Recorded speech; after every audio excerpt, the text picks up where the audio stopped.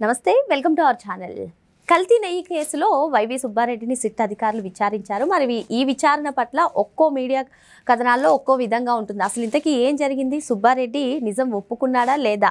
ఇదే అంశంపైన చర్చించడానికి మనతో పాటుగా ఉన్నారు సీనియర్ జర్నలిస్ట్ సత్యమూర్తి గారు. నమస్తే సార్. నమస్కారం అండి. వైవి సుబ్బారెడ్డి విచారణ పట్ల అందరిలో కన్ఫ్యూజన్ సార్. ఒక సాక్షిలో చూసుకున్నట్లయితే నిజం ఒప్పుకోలేదు అని చెప్పి సాక్షిలో కథనాలు, ఇంకో పక్క మిగతా మీడియా కథనాల్లో కానివ్వండి, మిగతా పేపర్లో కానివ్వండి చూస్తే నేరం ఒప్పేసుకున్నారు అని చెప్పి కథనాలు వస్తున్నాయి.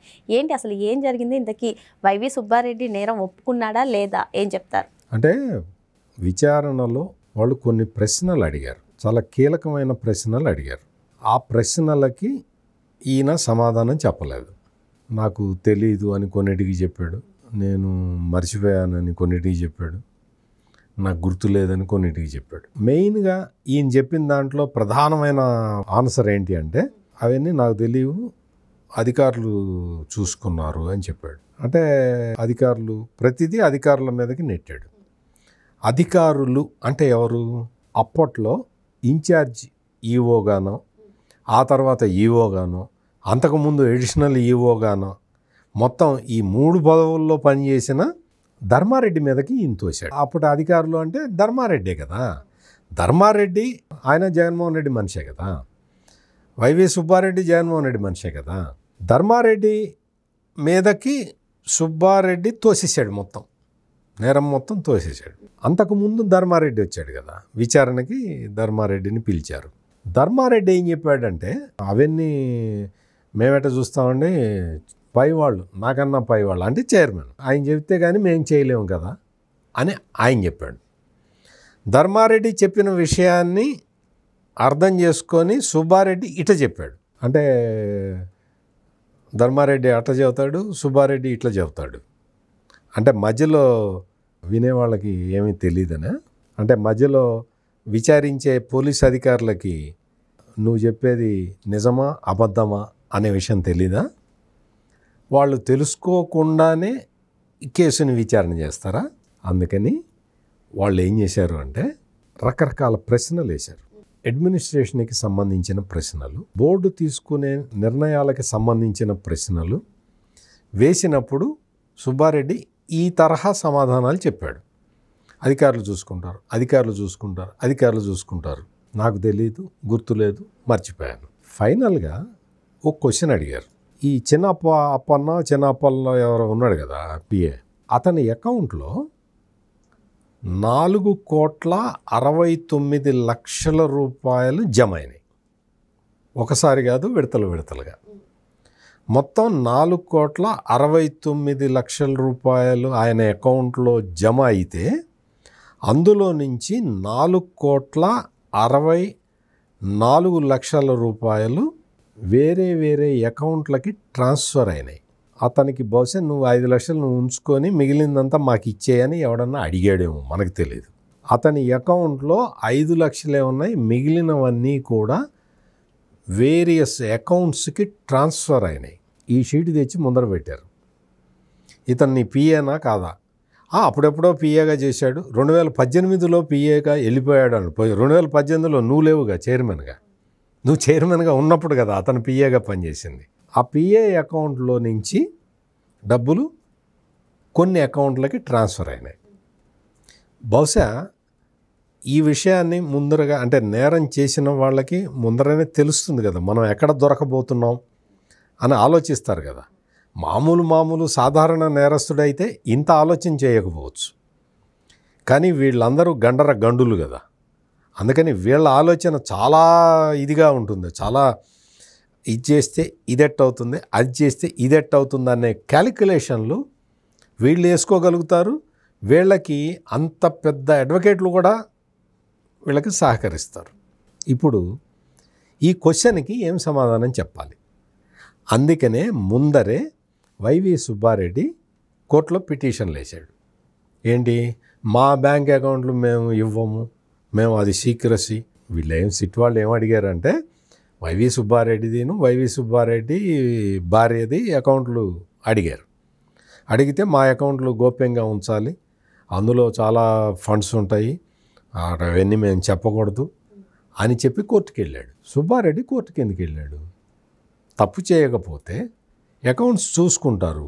ఏమవుతుంది? ఇప్పుడు నన్ను ఎవరన్నా వచ్చి అడిగారు అనుకో, మీ అకౌంట్ చూపించండి అంటే నేను చూపిస్తా. నేను ఎందుకు దొంగ పని చేయలేదు కాబట్టి. అట్లా మరి నీ అకౌంట్ చూస్తాము అంటే పోలీస్ అధికారులు చూడటానికి వీల్లేదు అని కోర్టుకి ఎందుకు వెళ్ళావు? ఇది ప్రధానమైన ప్రశ్న. ఇప్పుడు ఇదే ప్రశ్నకి వాళ్ళు సమాధానం అడుగుతున్నారు. సిబిఐ వాళ్ళు, సిట్ పోలీసులు అడుగుతున్నారు, ఏంటి నీ సమాధానం ఏంటి అని. ఏం సమాధానం చెప్తావు? అక్కడి నుంచి ఎక్కడికి ట్రాన్స్ఫర్, అందులో 4,69,00,000 ఉన్నాయి అని కనిపెట్టిన వాళ్ళు ఈ 4,69,00,000లో 5 లక్షలే ఉండి మిగిలినవన్నీ ట్రాన్స్ఫర్ అయిపోయినాయి అని కనిపెట్టిన పోలీసులు అవి ఎక్కడికి ట్రాన్స్ఫర్ అయినాయో కనిపెట్టలేరా? ఇప్పటికైనా వైవి సుబ్బారెడ్డి ఖచ్చితంగా నిజాలు చెప్పి తను చేసిన పాపానికి ప్రాయశ్చిత్తం చేసుకోవటం మాని ఇంకా బుకాయించటం మొదలుపెట్టాడు. అంటే వెంకటేశ్వర స్వామికే శటకోపం పెట్టారు, వెంకటేశ్వర స్వామినే మోసం చేశారు. కలియుగ దైవం వెంకటేశ్వర స్వామి. అటువంటి వెంకటేశ్వర స్వామికి మోసం చేస్తాడు ఎవరన్నా? ఎంత ధైర్యం ఉండాలి నీకు? అంటే నువ్వు నమ్మవు కాబట్టి నువ్వు మోసం చేసేస్తావా? అందుకనే ఇది చాలా చిన్న కేసు కాదు, చాలా పెద్ద కేసు. లడ్డు కల్తీ దానికి సంబంధించిన కేసు కాబట్టి ధర్మారెడ్డి అప్రూవర్గా మారిపోయాడని కొన్ని పేపర్లలో వార్తలు వచ్చినాయి. అప్రూవర్గా మారలేదు అని చెప్పి ఈ సాక్షి మీడియాలో వార్తలు వచ్చినాయి. అప్రూవర్గా మారినా మారకపోయినా పెద్ద ఫరకేం పడదు. అందుకని మీరు ఏదో కొన్ని పేపర్లు అప్రూవర్గా మారాడు అతను అని రాసినంత మాత్రాన ఏం కాదు. నువ్వు అప్రూవర్గా ధర్మారెడ్డి మారలేదు అన్నా ఏమీ కాదు.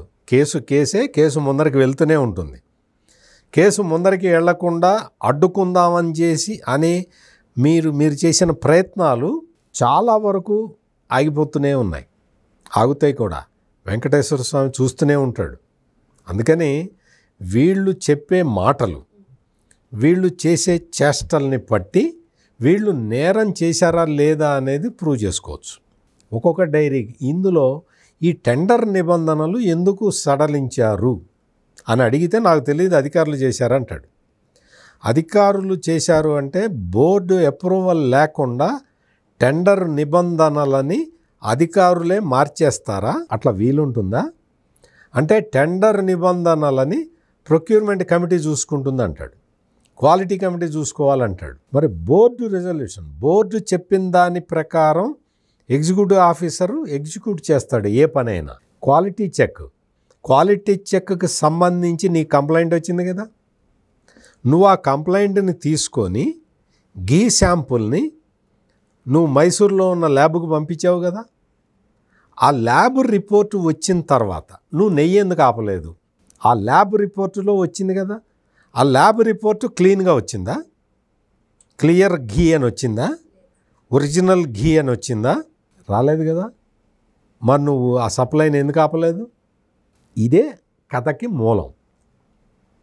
ఆ బోలేబాబా డైరీ కానీ, ఆ వైష్ణవి డైరీ కానీ, ఈ ఏఆర్ ఫుడ్స్ ఇటువంటి వాటన్నిటికి కూడా వాళ్ళు అసలు ఆవు పాలే సేకరించలేదు రైతుల దగ్గర నుంచి.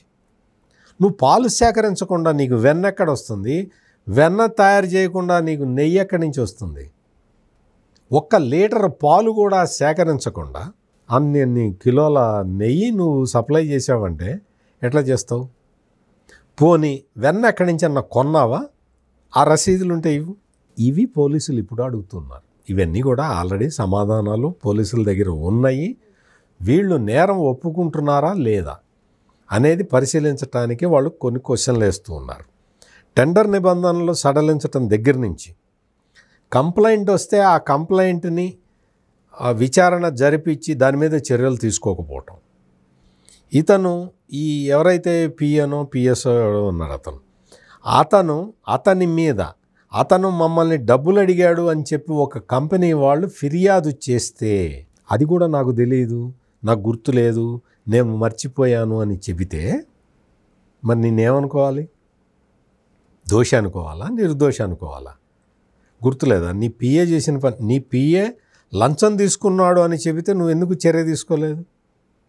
నేను ముందర ఏం చెప్పాను? గీ క్వాలిటీ బాగలేదని చెప్పి రిపోర్ట్ వస్తే చర్య తీసుకోవాలా. నీ పిఏ డబ్బులు తీసుకున్నాడా అంటే నువ్వు చర్య తీసుకోవాలా. అంటే దాని అర్థం ఏంటి? ఆలోచించుకోండి. మొత్తం రాష్ట్ర ప్రజలందరూ ఆలోచించుకోండి. డబ్బులు తీసుకున్న పిఏ మీద చర్య తీసుకోవా? లేదు నెయ్యి బాగాలేదని కంప్లైంట్ వస్తే ఆ కంప్లైంట్ మీద చర్య తీసుకోవా? అంటే అర్థం ఏంటి?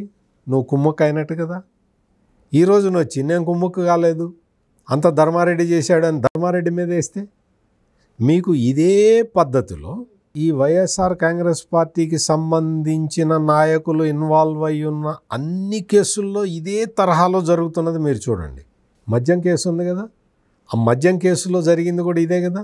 వాళ్ళ వాటాలు కరెక్ట్గా రాక లేకపోతే ఆ వాటాల్లో తేడాలు వాటితోటి వాళ్ళే బయట పెట్టుకున్నారుగా. ప్రతి కేసు కూడా వాళ్ళు బయట పెట్టుకొని వాళ్ళు వచ్చి పోలీసులకి సమాచారం ఇవ్వటం వల్ల కేసులు వస్తూ ఉన్నాయి కదా. అంటే ప్రతి చోట ఇదే జరుగుతుంది. అంటే దీని తాత్పర్యం ఏమిటి అంటే దొంగలు వాటాల దగ్గర తేడాలు వస్తే ఇట్లాగే రోడ్డు ఎక్కుతారు. వాటాలు కరెక్ట్గా వేశాను అనుకుంటారు ప్రతివాడు, అందరూ అదే అనుకున్నారు, కరెక్ట్గా వేసాం వాటాలు అని. కానీ ఆ తేడాలు ఈ దొంగలు చూపిస్తారు. మొత్తం అన్ని కేసుల్లో ఇదే జరుగుతున్నది. అన్ని కేసుల్లో వీడు వాడి మీద చెబుతాడు, వాడు వీడి మీద చెబుతాడు, వీడు ఇంకోటి మీద చెబుతాడు, వాడు ఇంకోటి మీద చెబుతాడు. మొత్తం మద్యం కేసులో ఎట్లయితే అందరూ పట్టుబడ్డారో, అందరూ జైళ్ళల్లో ఉన్నారో, కేసు సాఫీగా ఎట్ట సాగిపోతున్నదో ఈ కేసు కూడా అలాగే సాగిపోతుంది. నువ్వు విచారణకి సహకరిస్తే పోలీసులు మర్యాదగా వచ్చి నీ ఇంటికి వచ్చి అడుగుతారు. నువ్వు విచారణకి సహకరించకపోతే నిన్ను అరెస్ట్ చేసి తీసుకెళ్ళి అడుగుతారు. సింపుల్. వెంకటేశ్వర స్వామి కలియుగ దైవం అనేది పదే రుజువు అవుతూనే ఉన్నది. మరో అంశంతో మళ్ళీ కలుద్దాం. Thank you sir. నమస్కారం అండి.